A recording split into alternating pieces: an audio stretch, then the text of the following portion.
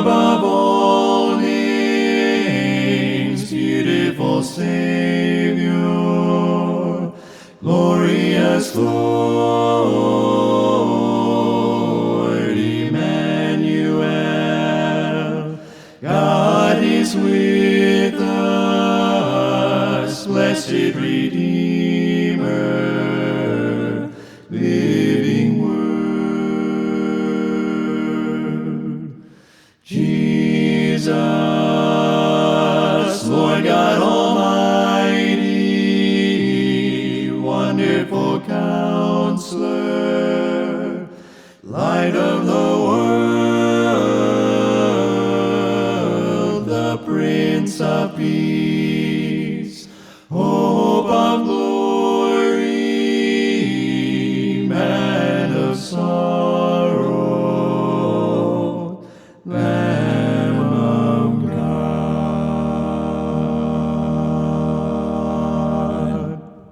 Wees ons genadig. U wat 'n liefdeslied sing oor u skepping. U wat sê, genade onbeskryflik groot gee ek aan jou. Nog voordat jy skuld bely, weet ek hoe jy na my toe kom, want ek ken jou hart. Psalm 139 sê, dat die Here ons harte ken, Here. Nog voordat ek 'n woord op my lippe spreek, weet u al wat ek gaan sê. En daarom, Here, is dit nie vir my nodig om hier te kom met groot offers van skuld nie, want al wat U van my vra is 'n hart wat gewillig is om deur U gevorm te word. Gewillig is om deur U gelei te word. En Here, daarom wil ek laat gaan van alles wat nietig is en wil ek fokus op die patroon van genade wat U in my lewe kom inweef. Ek, Here, ek wat eintlik niks is, wat is die mens dat U aan my sou dink? En U dink aan my. U kom vir my. U kom gee my krag, vreugde, vrede. Here, help my.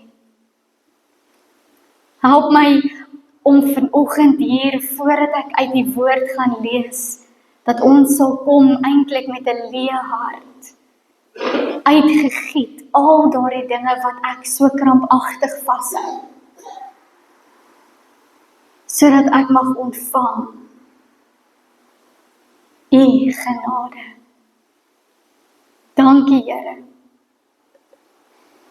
Amen. Kom ons lees saam vandag uit 1 Petrus 2 vanaf vers 19.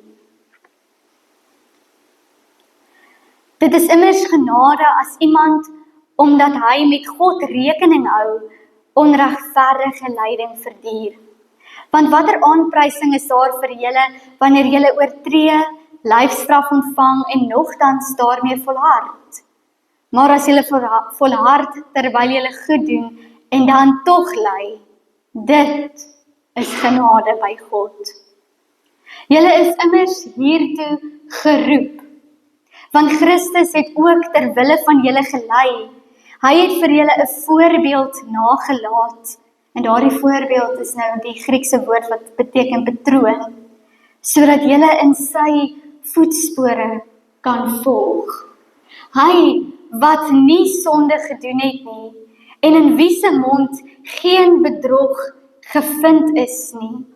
Wat, toe hy uitgeskel is, nie teruggeskel het nie, toe hy gelei het, nie gedreig het nie, maar homself toevertrou het aan hom wat regverdig oordeel.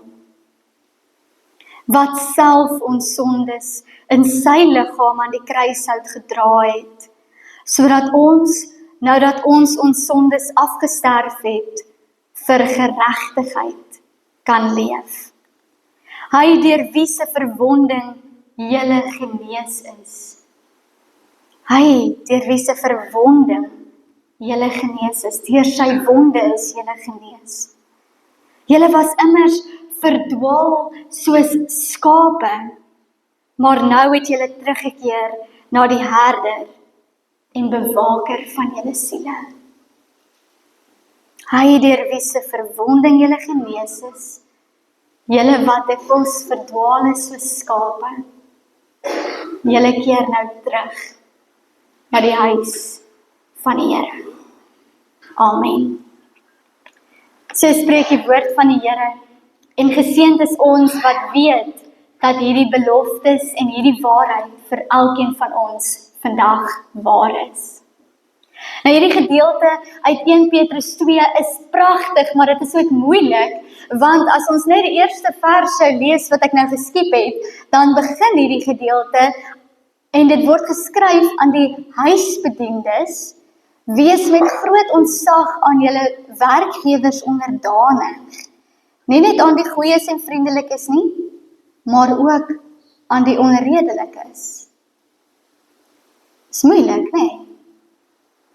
Wees nie net onderdanig aan die goeies en die vriendelikes nie, maar ook aan die onredelikes. En dit is interessant dat die outeur van hierdie brief skryf aan mense wat in daardie tyd as onderdanig beskou word. Hulle wat eintlik geen status gehad het nie. Die outeur van hierdie brief skryf vir hulle. Hy skryf nie vir die hoof van die gesin wat in daai tyd die man sou wees nie. Hy skryf aan die ondergeskiktes, maar dit is moeilik omdat die outeur dan hierso sê, maar wees onderdanig. Mense hoop, en ek dink ek sou hoop, en ek sal een van die eerstes wees wat sê, dat ek sou hoop die ons skrywer sê, fight the power. Staan op. En as dit moeilik as ons 'n brief lees wat dit nie sê nie. En ons wonder, beteken dit dan nou dat die skrywer vandag vir ons sê dat ja, daar is mense wat meer belangrik is. Ja, daar is mense wat omdat hulle kwansy status het, moet jy maar net hulle verduur, selfs al is hulle onregverdig. Moet ons ly? Moet ons onsself as martelare beskou, want dan kan ek ten minste sê ek is 'n Christen. Ek bedoel, die teks sê dan hierso in vers 21, julle is immers hiertoe geroep, en dan praat dit oor hoe Christus gelei het. So Here, beteken dit dan nou dat ek 'n vloerlap moet wees vir ander? Moet ek, Here, dit maar net verdra, selfs al is dit onregverdig? Moet ek nie opstaan en iets sê nie? Moet ek dit maar net hanteer soos wat dit kom? Moet ek maar net sê, weet jy, ek gaan hierdie nou ignoreer en eerder maar net fokus op die positiewe? Want ten minste dan kan ek sê dat ek die genade van God het. So moet ek ly, Here, om dan te sê dat ek in u voetspore volg. En ek dink op al hierdie vrae kan ons sê, nee. Nee. Ons is nie geroep om vloerlappe te wees nie. Ons is nie geroep om stil te bly oor wanneer ons ongeregtigheid raak sien nie.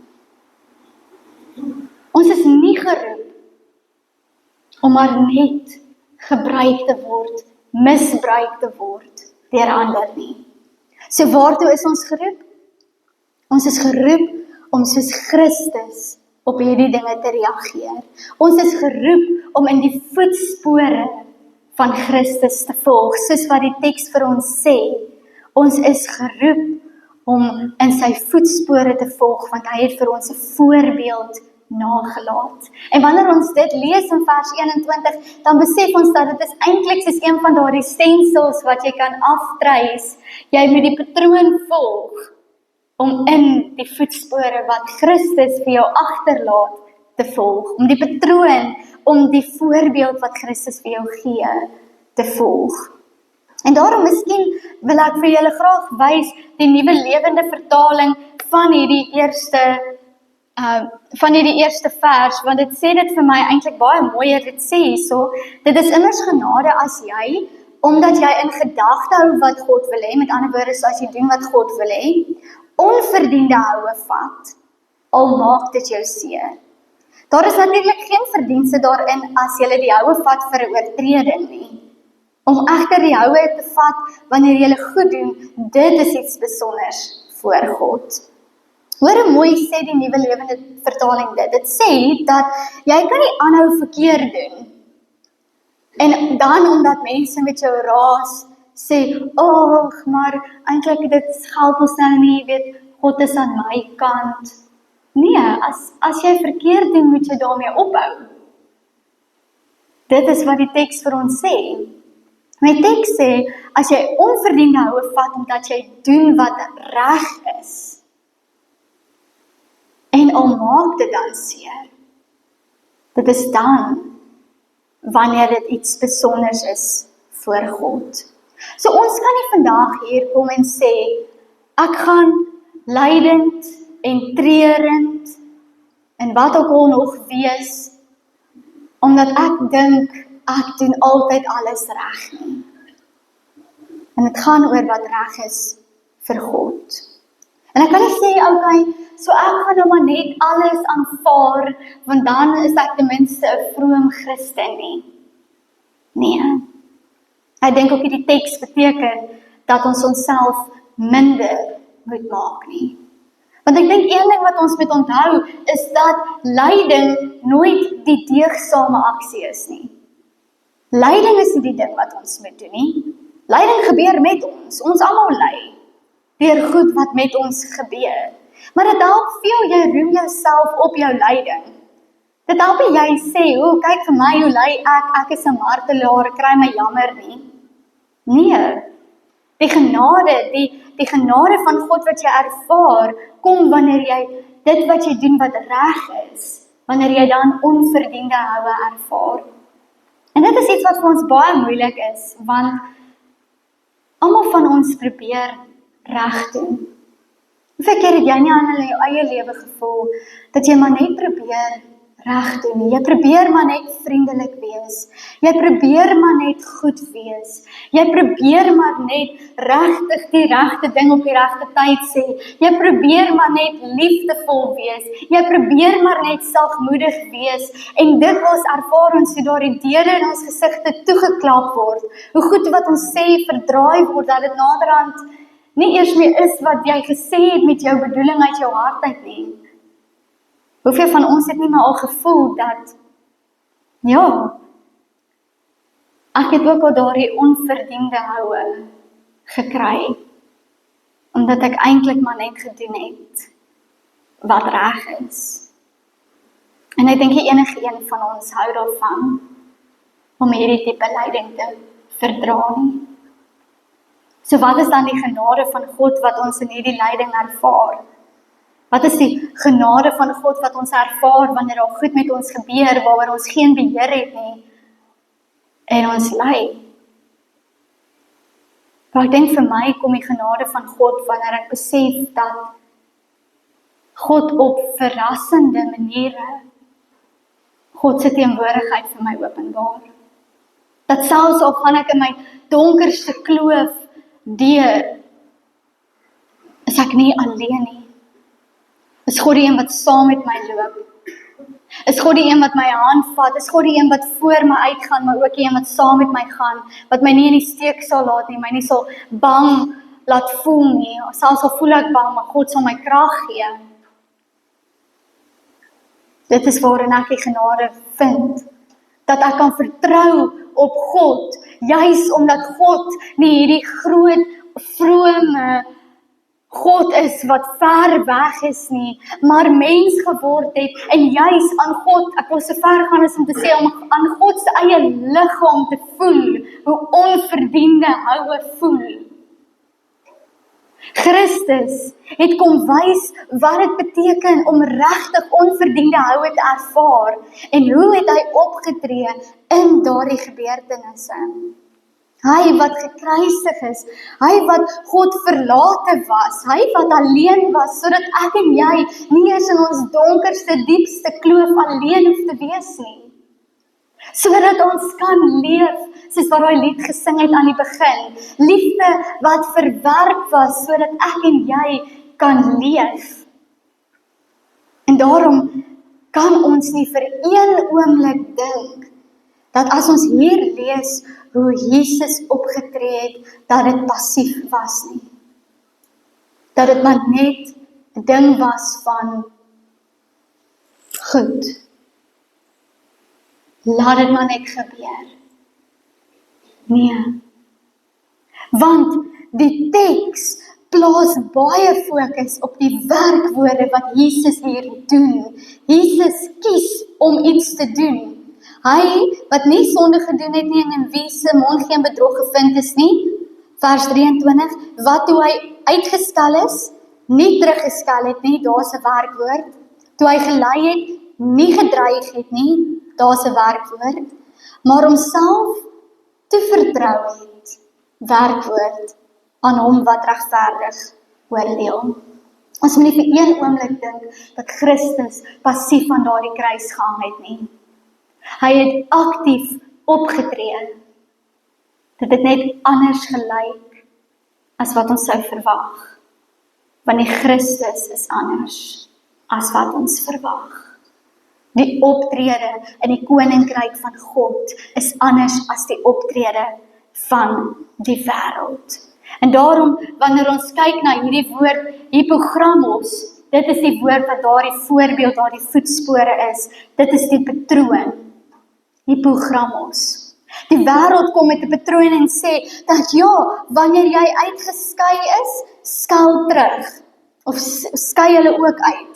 Wanneer jy ly, laat ander ook ly. Wanneer hulle jou dreig terug. Gebruik sommer 'n paar ekstra kreatiewe taalwoorde, sodat jy ook 'n bietjie beter kan klink, nê? Dit is die patroon wat die wêreld vir ons sê. En Christus sê, maar ek gee vir jou 'n ander hypogrammos, een van die koninkryk. En dit is nie 'n passiewe, nou staan ek terug en kyk maar net laat alles gebeur nie. Ek kies aktief om te leef soos wat Christus geleef het. Om te bou op 'n ander fondasie. Bro, ons is gelowiges in hierdie wêreld. God gaan ons nie kom uit hierdie wêreld uittrek elke keer wat dit moeilik gaan nie. Is ons nie die wat gestuur word, juis na daardie moeilike omstandighede, om dan te sê, gaan en gaan leef in die hypogrammos wat ek vir jou gegee het nie. Die hypogrammos van die koninkryk. En ek bedoel, dis maklik as ons daaraan dink, want ons het 'n hele Bybel wat vir ons vertel wat die hypogrammos is, wat Christus vir ons gee. En dit word baie mooi opgesom deur een van ons skrywers wat sê, if you want to be first, you have to be willing to be last. Do you want to be strong? You have to be willing to be weak. Do you want to win? You have to be willing to lose. Dit is die koninkryk van God. Ons leef in 'n wêreld waar dit sê, jy moet eerste wees, jy moet die sterk ene wees. Ek bedoel, hoeveel keer wanneer ons begrafnisgesprekke het, is die antwoord wat iemand vir my gee is, ek moet nou sterk wees. So nie meer net daarin om saam te huil nie. Om op heilige grond te huil in die teenwoordigheid van God nie. Maar ons wêreld sê, nee, jy moet wen. Maar weet jy wat, om te wen, dit wat regtig saak maak in hierdie lewe, is om eintlik jouself toe te vertrou aan die Here. Om eintlik oor te gee. Om eintlik in die wêreld se oë dan te verloor. Want jy wen eintlik soveel meer. En daarom is God se koninkryk 'n verrassende, upside down, topsy-turvy kingdom that shows that God can turn buried trash into buried treasure. Because the dominant story of the scriptures is the story of how God takes what is worst, what is least, and what is most contemptible, and does what is greatest, best, and strongest. Dit beteken dat ons inderdaad 'n God dien wat sien dat wanneer jy in jou donkerste kloof is, kan God daardie donkerste kloof vir jou verander in die groen weivelde. Maar God gaan dit nie kom verander op die wêreld se hypogrammos deur nou vir jou faam en rykdom en whatsoever se goed te gee nie. Die Here gaan dit doen op die hypogrammos van sy koninkryk, liefde, sagmoedigheid, gasvryheid, die vrugte van die Gees wat ons lees, liefde.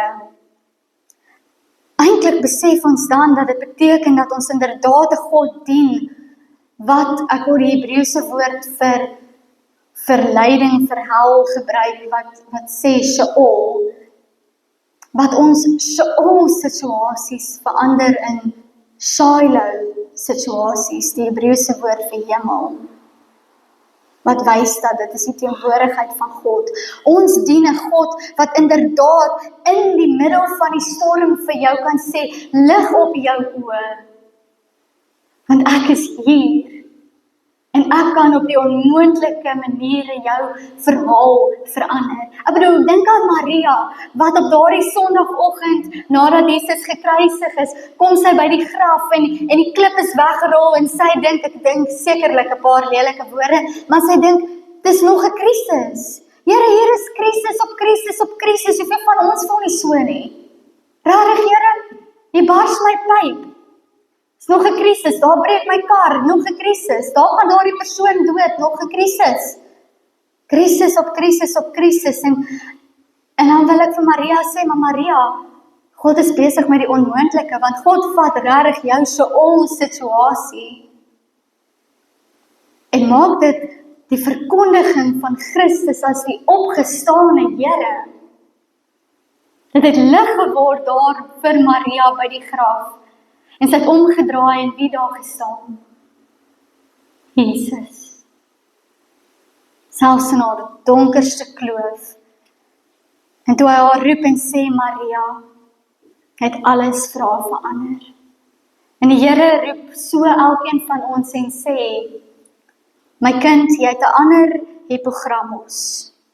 Wanneer die wêreld besig is met wat ook al die wêreld mee besig is jy die een wat soos Jesus ons leer in vers 23, die een wat jouself toevertrou aan God wat regverdig oordeel. Dit is waar ons begin. Dit is waar ons die program ons begin, by Christus wat sy vertroue in God geplaas het. Wie van julle weet hoe werk die maan? Ek is nie altyd so seker nie. Ek like dit net as dit volmaan is en dit kom so oor die see op. Dis al wat ek gaan soek op die internet. En verder weet ek nie veel nie. Maar blykbaar, dit het ek darm geweet, nou nie dink ek is so dom nie, maar ek het darm geweet dat die maan skyn nie van self nie. Die maan het nie 'n gloeilampe nie. Nee, behalwe as ons van daai cool maanlampe koop, my sussie het een, kom op so stander en dan sit so 'n maan met 'n gloeilamp in en dit lyk nog as baie cool. Maar die maan het nie 'n gloeilampe nie. Die maan reflekteer die son se lig. So as die son nie daar was nie, dan sou ons nie die maan kon sien nie, maar ek dink dit is okay want ons sou in elk geval niks gesien het nie, want die son was nie daar nie. Maar as die son nie geskyn het nie, die maan nie 'n lig gehad nie. Nou ons is dieselfde. Wie van julle het 'n gloeilamp binne in julle? Ek hoop niemand. Ek dink dit is baie veilig, nie? Niemand van ons het 'n gloeilamp in ons nie. Maar ons wil in die wêreld ingaan en sê, laat julle liggie skyn. Ek sal my lig laat skyn. En dan kom ek partykeer op die punt waar ek dink, okay, dis my gloeilampie wat ek nou somehow iewers moet gaan aanskakel. En in my donkerste kloof het ek baie min energie om daardie gloeilampie te soek, never mind nog die skakelaar ook. En dan besef ons dat nie een van ons reflekteer ons eie lig nie. Ons reflekteer die lig van Christus wat in ons lewens inskyn. So wat doen ons in ons donkerste kloof? Ons kom sit by die voete van ons Here wat sê, ek gee vir jou 'n hippogramos van lig, 'n patroon van lig.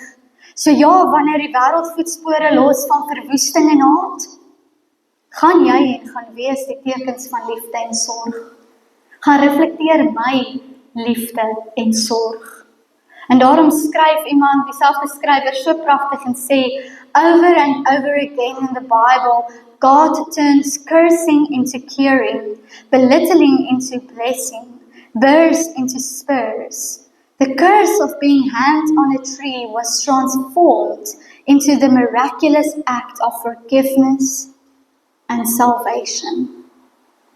God vat dit wat lelik is en verander dit in iets ongelooflik.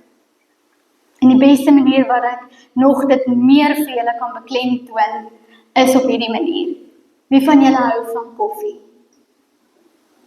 Het ons nie koffiedrinkers in die gemeente nie? Dankie, en wanneer sê anders is al die koffie vir my. Ok, ons almal hou van koffie, nee. Maar het julle ooit gehoor van die koffie, Koppie Luwak? Daar is 'n paar mense wat hulle koppe knik. Nog iemand? Dankie Tannie Susan. Nog mense wat gehoor het van Koppie Luwak? Nou koppie is 'n Indonesiese woord, 'n woord van Indonesië wat beteken koffie. En die luwak is so cute diertjie. Hy lyk baie oulik. Maar die luwak eet al die koffiecherries, die koffiekersies waarin die boon is, en dan gaan daai koffiebone op 'n reis van hier af in, en daar gaan die koffieboon, en dan die koffieboon eindig hierso omtrent. En dan gaan die mense van Indonesië, en hulle versamel alles wat hulle nou hier gekry het. Sien, ek praat baie mooi. Niemand kan met my raas na die tyd om te sê ek het enigiets lelik gesê nie. Maar die mense van Indonesië gaan en gaan kry alles daarso. En dan maak hulle die beste en die duurste koffie in die hele wêreld wat almal wil drink. Nou, die koffie het 'n ander naam wat ek beslis nie van die kansel af kan sê nie, maar ek kan dit vir julle uitbeeld met hierdie diertjie.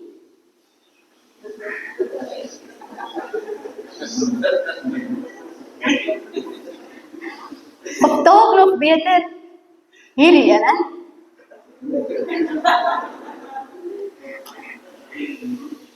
Die punt bly staan, as God kom en God vat ons situ of ons poodle situasies en kom ons skep dit in iets waar ons kan getuig oor die wonderlike krag van die Here ons God. Jesus wat gebore is in 'n dorp wat hulle op neergekyk het, Nasaret, word die koning. Jesus wat gebore is in 'n stal waar daar Shih Tzu plaasvind, word die koning. Jesus wat gekruisig is op 'n berg, Golgotha,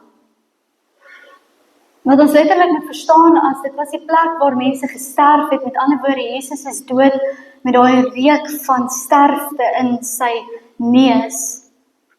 En God het dit verander na die opstanding van die lewe. So wanneer ons vandag nadink en dink, wat beteken dit om te volhard? Dan beteken dit dat ons volhard op die pad wat Christus vir ons wys. Selfs al beteken dit dat ons soms daardie poodle situasies beleef. Dat ons nie opgee nie, maar dat ons aangaan.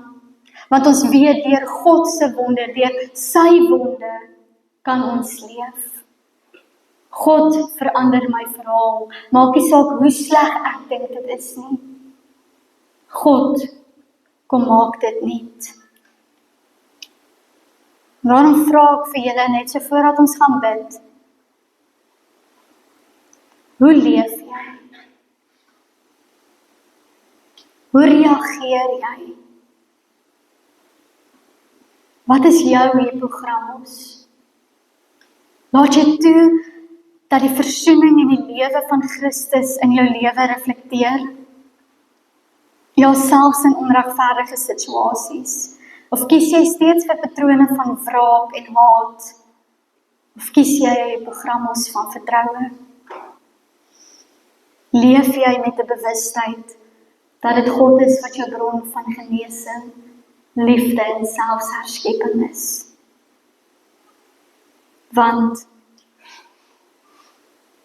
daar kan altyd hoop gevind word in Christus. En elkeen van ons kan vandag bely, die Here is my herder.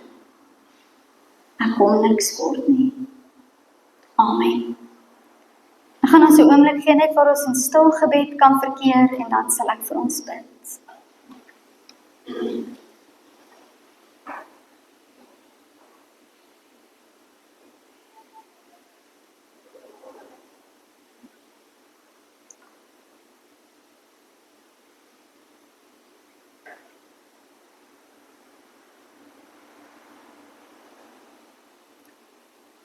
Here ons God, U ken ons. U ken ons situasies, wanneer ons deur groen weivelde gaan, wanneer ons deur donker klowe gaan, en U laat ons nie alleen nie. Here, kom vernuwe vandag dit in my hart wat vernuwe moet word. Nie wat ek dink vernuwe moet word nie, maar wat U wil net maak. Kom en werk in ons lewens, Here, kom vorm ons, kom maak ons volgens U wil. Dat ons kan leef soos wat U ons leer. Amen. Gemeente, ontvang die seën van ons Here en ons God, en as julle braaf genoeg is, gaan drink koffie saam met ons. Mag die liefde van God ons Vader en die genade van ons Here Jesus Christus, deur die kragvolle werking van die Heilige Gees, in ons lewens altyd sigbaar wees en bly, vir nou en tot in alle ewigheid. Amen.